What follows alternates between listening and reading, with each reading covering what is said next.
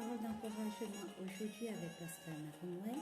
Nous lisons dans le livre de Luc, le chapitre 24, du verset 46 au verset 48.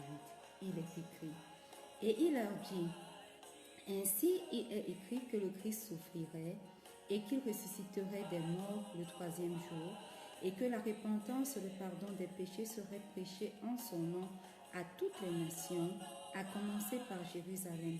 Vous êtes témoins de cette chose. Bien-aimés, nous allons parler aujourd'hui de Saül de Tarse, qui est devenu, bien après l'apôtre Paul, qui était le témoin du premier martyr chrétien, l'apôtre Étienne, la mort de la lapidation de l'apôtre Étienne. Et pour lui,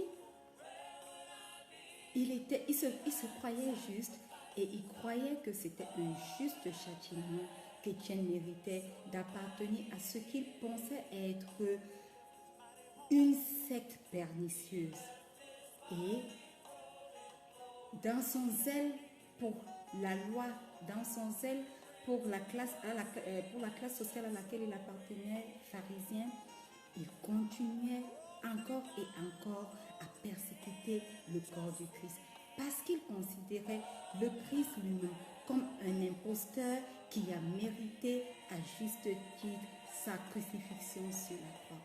Et regardez ce qui se passe lorsqu'il se rend à Damas pour continuer dans son zèle de la persécution du corps du Christ. Il rencontre celui qui croyait être un imposteur. Il rencontre le Seigneur Jésus lui-même personnellement sur la route de Damas. Sur cette route, une lumière lui apparaît, un éclair, et une voix se fait entendre. Saül, Saül, pourquoi me persécutes-tu?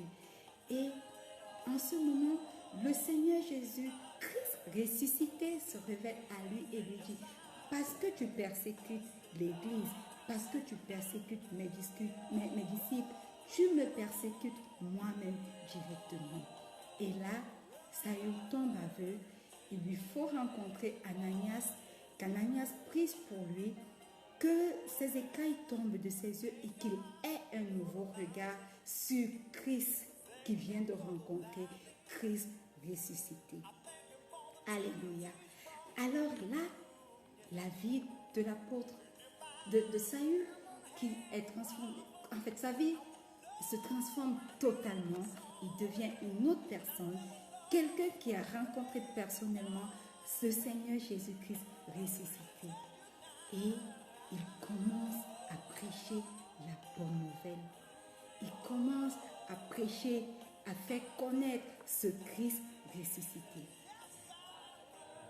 Ainsi, l'apôtre Paul a connu premièrement Jésus-Christ ressuscité.